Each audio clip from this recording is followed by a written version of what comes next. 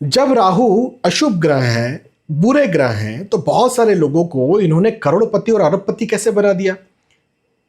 और करोड़पति अरबपति जब बना दिया तो हमारे ऋषि मुनियों ने जो शास्त्रों में लिखा है राहु को अशुभ ग्रह, तो अशुभ ग्रह क्यों लिखा, फिर बुरा ग्रह क्यों लिखा? क्या जिन्होंने एस्ट्रोलॉजी बनाई, जिन्होंने हमें एस्ट्रोलॉजी बताई, क्या उन्हें एस्ट्रोलॉजी नहीं आती थी? ऐसा तो नहीं हो सकता।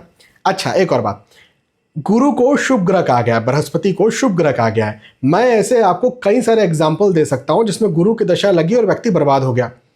तो भाई यहां तो यह अशुभ हो गया, तो इसे शास्त्र में शुभ ग्रह क्यों लिखा है? फिर वही क्वेश्चन की जिन्होंने एस्ट्रोलॉजी बनाई, क्या उन्हें एस्ट्रोलॉजी नहीं आती? मैं आपको समझाता हूं, विस्तार से समझाता हूं।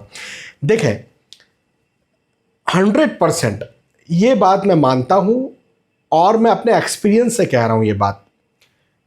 यदि किसी व्यक्ति को राहु कुछ देते हैं और जितना छप्पर फाड़ कर दे सकते हैं उतना गुरु भी नहीं दे सकते। यदि किसी व्यक्ति को राहु करोड़पति बना सकते हैं तो गुरु लखपति ही बना सकते हैं। किसी व्यक्ति को राहु जब उस परिस्थिति में अरबपति बनाएंगे तो गुरु करोड़पति ही बनाएंगे। मतलब गुरु एक नीचे ही रहने वाले हैं। राहु छप्पर फाड़ कर देते हैं, इसमें कोई डाउट नहीं, कोई दो मत नहीं है। तो यहां पर पता है क्या होता है, मैं आपको समझाता हूं। पहले मैं जितना समझाऊं एस्ट्रोलॉजी को, हमारे शास्त्रों को जिन्होंने बनाया वो साइंटिस्ट, भाई आज के ज़माने में हम साइंटिस्ट कहते हैं ना, पुराने ज़माने में इनको ऋषि मुनि कहा जाता था। ये फिलोसोफर्स हुआ करते थे, ये साइंटिस्ट ऋषि मुनि। इनका सीधा सा मानना ये था कि मानसिक शांति, साइकोलॉजी, अध्यात्म, यही सब कुछ है।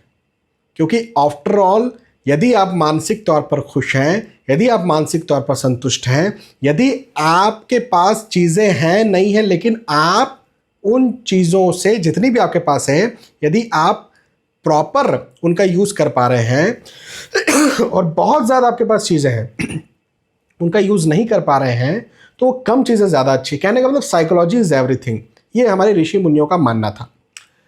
तो जब हम राहु की बात करते हैं, गुरु की बात करते हैं, तो गुरु एक शुभ ग्रह है। शुभ ग्रह इसलिए इन्हें कहा गया क्योंकि अध्यात्म देते हैं, ये भगवान से लगाते हैं। यदि किसी को गुरु की दशा चल रही है तो भौतिक दृष्टिकोण से उसे कुछ मिल रहा हो न मिल रहा हो, ये एक अलग बात है। लेकिन यहाँ पर यदि कोई व्यक्ति अध्यात्म में अपना कुछ प्रयास करता है, मेडिटेशन करने की कोशिश करता है, यदि कोई व्यक्ति भक्ति करने की कोशिश करता है, यदि कोई व्यक्ति मानसिक शांति पाने के लिए सेवा करने की कोशिश करता है, तो उसे बहुत जल्दी वो चीज़ें मिल जाती है। लेकिन वहीं पर यदि किसी को राहु की दशा चल रही है और कोई व्यक्ति भक्ति करने की कोशिश करता है, मानसिक शांति पाने की कोशिश करता है, उसे वो इजीली नहीं मिल पाता जितना इजीली जितना इजीली गुरु वाले व्यक्ति को मिल जाता है। लेकिन वहीं पर जब हम भौतिक दृष्टिकोण से बात करते हैं, ये तो मैंने आध्यात्मिक और मानसिक बात की, अभी भौतिक दृष्टिकोण से यदि हम बात करें तो जितना इजीली राहु धन, पैसा, प्रतिष्ठा, सम्मान दे सकते हैं उतना इजीली गुरु नहीं देते हैं गुरु भी, लेकिन राहु से तो कम ही देते हैं। तो भौतिकता में फंसाने का काम राहु का है और अध्यात्म में, मानसिक शांति में फंसाने का काम गुरु का है। फंसाना क्या कहें, डालने का काम गुरु का है। तो हमारे जो शास्त्र बनाने वाले रचयिता हैं उन्होंने मानसिक शांति को, अध्यात्म को पहला दर्जा दिया, इसलिए गुरु को शुभ ग्रह कहा। अच्छी सोच गुरु देते हैं इसलिए उनको शुभ ग्रह कहा।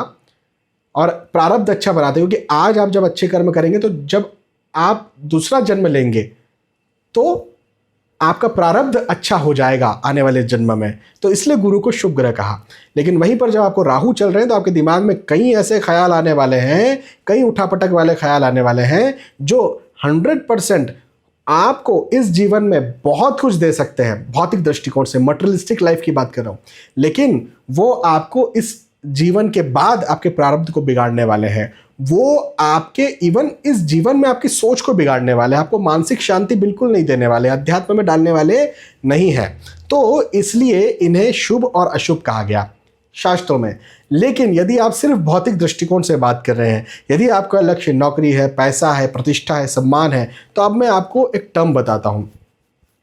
एक होती है नैसर्गिक शुभता, एक होती है तात्कालिक शुभता, एक होती है नैसर्गिक अशुभता, एक होती है तात्कालिक अशुभता।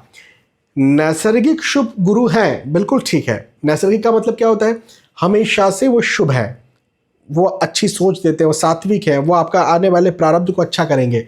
लेकिन तात्कालिक तौर पर, तात्कालिक मतलब अभी आपकी कुंडली में वो छठे भाव में, आठवें भाव में हो सकते हैं, वो नीच राशि स्थित हो सकते हैं, मारक हो सकते हैं। तो तात्कालिक तौर पर इन जनरल तो शुभ हो गए, नैसर्गिक शुभ हो गए, लेकिन आपकी पर्सनल कुंडली में हो सकता है वो खराब हो जाए।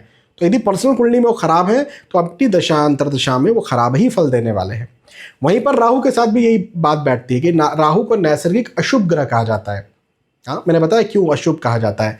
लेकिन तात्कालिक तौर पर यदि आपकी कुंडली में वो कहीं अच्छे बैठे हैं, मित्र राशि में बैठे हैं, अच्छे भाव में बैठे हैं, तो वो आपको करोड़पति अरबपति बना देंगे, भौतिक दृष्टिकोण से बहुत कुछ देंगे। तो मुझे लगता है अभी आपको समझ में आया कि शास्त्रों में बिल्कुल सही लिखा हुआ है। मैं जो कह रहा हूं या आप जो अनुभव कर रहे हैं वो भी बिल्कुल सही अनुभव कर रहे हैं, लेकिन सोच सोच का फर्क है और क्या ये दे सकते हैं, क्या नहीं दे सकते। मुझे लगता है मैं अपनी बात आपके साथ रख पाया। यदि आपको बात समझ में आई तो ज़रूर कमेंट में बताइए। बहुत बहुत धन्यवाद। जय श्री सीताराम।